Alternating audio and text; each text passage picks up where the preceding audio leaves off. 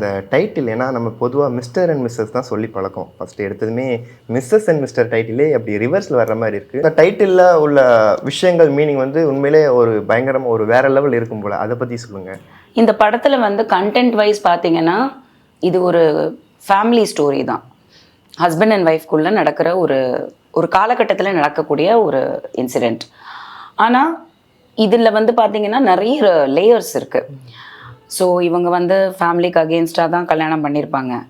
அதுக்கப்புறம் கல்யாணத்தில் அவங்க எல்லாமே ஸ்மூத்தாக போயிட்டுருக்கிற டைமில் அவங்களுக்கு பொருளாதார ரீதியாக எந்த பிரச்சனையும் நான் காட்டலை இதில். அவங்க வெல் செட்டில்டு. ஆனால் அவங்களுக்கு எப்போவுமே இது இக்கரைக்கு அக்கறை பச்சை, ப்ளஸ் வந்து இது இருக்கிறவங்களுக்கு அது இருக்காது, அது இருக்கிறவங்களுக்கு இது இருக்காதுன்ற மாதிரி இவங்களுக்கு எல்லாமே இருக்கும். ஆனால் வந்து ஒரு குறை என்னென்னா, அவங்க யங்காக இருக்கும்போது அவங்க குழந்தை வேண்டான்னு சொல்லிட்டு இந்த வித்யான்ற கேரக்டர் அவங்க தள்ளி போட்டிருப்பாங்க. ஸோ அந்த ஏஜ் 40 வரும்போது இந்த சொசைட்டி ப்ரெஷர்ஸு எல்லாமே இதாகி அவங்களுக்கு அந்த ஹார்மோனல் சேஞ்சஸ் எல்லாம் வரும்போது ஐயோ இதான் last chance, the clock is டிக்கிங்னு சொல்லுவோம்.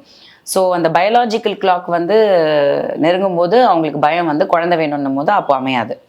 ஸோ இந்த மாதிரி வந்து அதை ஃபேஸ் பண்ணுற எவ்வளோ கப்புள்ஸ் ஆல்ரெடி இருக்காங்க. ஸோ இதெல்லாம் பார்க்கும்போது அந்த பெண்ணுங்கிறது வந்து ஒரு ஸ்ட்ராங்கான ஒரு பர்சன் ஒரு ஃபேமிலியில் வரும்போது குடும்ப தலைவிங்கிறது ரொம்ப ரொம்ப முக்கியம். என்னதான் ஆம்பளைங்க வெளியில் போய் எவ்வளோ சம்பாதிச்சாலுமே அந்த ஒரு பெண்ணுமே இன்றைக்கி வேலைக்கு போனால் கூட அவங்க எடுக்கிற டிசிஷன்ஸ் தான் ஃபைனல் டிசிஷனாக இருக்கும் ஒரு வீடு சம்மந்தப்பட்ட விஷயங்களில், குடும்பத்தை சம்மந்தப்பட்ட விஷயங்கள். ஸோ அதுவும் பெண் ரொம்ப பிடிவாதமான பெண்கள் தான் இன்றைக்கி உலகத்தில் நிறைய பேர் இருக்காங்க.